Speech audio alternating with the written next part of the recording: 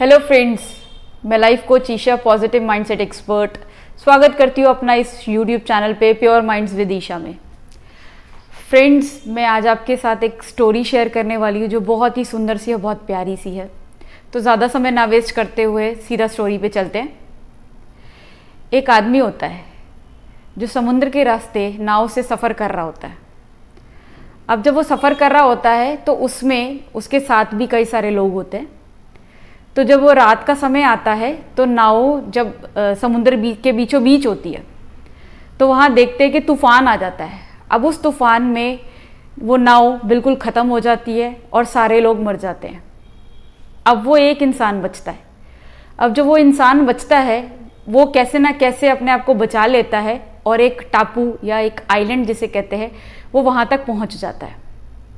अब उस टापू पे या आइलैंड पे पहुंचकर वो वहाँ पर देखता है और भगवान से प्रार्थना शुरू कर देता है कि हे भगवान मुझे बचा लो, मेरा कोई नहीं है आपके सिवा।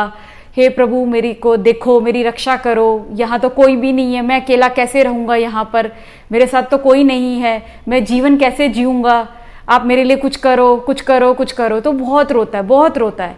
तो रोते रोते अब वो रोते रोते उसके पास कोई और तो रास्ता बचता नहीं है।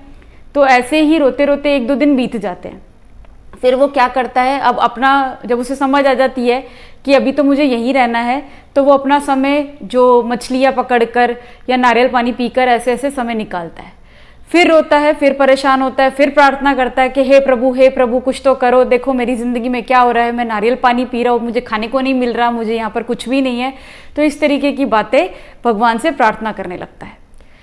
फिर कुछ दिन बीत जाते हैं। फिर अब उसको समझ आ जाता है कि भी अब तो कुछ होने नहीं वाला। तो अब वो समझ लेता है, वो वहाँ पर एक झोपड़ी बनाकर वो वहीं पर रहना शुरू कर देता है। तो अब जब वो झोपड़ी बनाकर रह रहा होता है तो जिस दिन दोपहर के समय वो क्या होता है कि वो अपना खाना ढूंढने के लिए जाता है।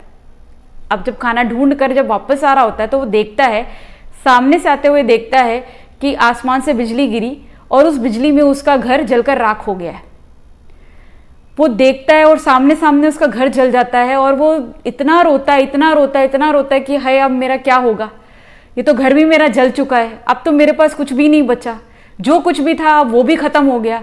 वो भगवान को बहुत कोसता है, कहता है कि हे भगवान, अब आपने ये क्या कर दिया, पहले मैंने जिस तरीके से आपने मुझे रखा मैं वैसे वैसे रहता गया, अब मेरे पास एक ये आखिरी उम्मीद भी बची थी, ये घर भी बचा था, वो भी आपने जला दिया, अब मैं क्या करूँगा। इस तरीके के रोते रोते वो ना आदमी सो जाता है। अब जब उस आदमी सोकर उठता है सुबह तो देखता है एक नाव किनारे पे खड़ी है। अब उस किनारे पे जब नाव खड़ी है तो एक जो लेकर आया उस नाव को वो इंसान भी वहीं पर खड़ा हुआ है। तो वो कहता है कि आप यहाँ कैसे, जिस आदमी की वो चली हुई होती है झोपड़ी। तो वो कहता है कि भी हमारे को ना यहाँ से एक सिग्नल आया था, यानी कि हमें यहाँ से बहुत बड़ी रोशनी मिली थी जिसे देखकर हम यहाँ पर चले आए हैं कि देखूँ तो सही कि कौन है यहाँ पर, किसी को हमारी मदद की ज़रूरत तो नहीं है। तो वो कहता है रोशनी किसने करी या ये सिग्नल कहाँ से आया। तो वो जब उसको ये पता चलता है, उसको याद आता है कि कल मेरे साथ क्या हुआ था, मेरी झोपड़ी तो जल चुकी थी, तो कहीं ये उसी की रोशनी देखकर तो ये यहाँ पर नहीं आया, ये नाव वाला भैया यहाँ पर तो नहीं आ गया है। वो इतना रोता है और उसके बाद रोते रोते भगवान को बहुत थैंक यू करता है कि हे भगवान, मुझे पता नहीं था कि आपने तो मेरे लिए इससे ज़्यादा बेहतर सोचा हुआ था कि आपने मेरी झोपड़ी जलाकर इस नाव वाले को मेरे पास लेकर आना था, इसीलिए आपने मेरी झोपड़ी जलाई थी। तो फ्रेंड्स, इस कहानी का नटशेल यही है कि हमें लगता है कि हमारे लिए ये ज़्यादा बेहतर है, ये बेस्ट है, लेकिन भगवान का प्लान आपसे ज़्यादा बेस्ट है। तो मैं आपको एक ही बात कहूँगी कि अगर अपने पर विश्वास नहीं तो अपने ऊपर वाले पे विश्वास कीजिए। God plan has better than you. अगर आपको ऐसी स्टोरीज़ और पसंद आ रही है और आपको ये वाली स्टोरी समझ आ रही है, अच्छी लग रही है, तो फ्रेंड्स कमेंट्स कीजिए, मेरे चैनल को सब्सक्राइब कीजिए, शेयर कीजिए, बेल बटन पर हिट कीजिए और मुझे बताइए फ्रेंड्स कि ऐसी स्टोरीज़ मैं आपके लिए और लाती रहूँ।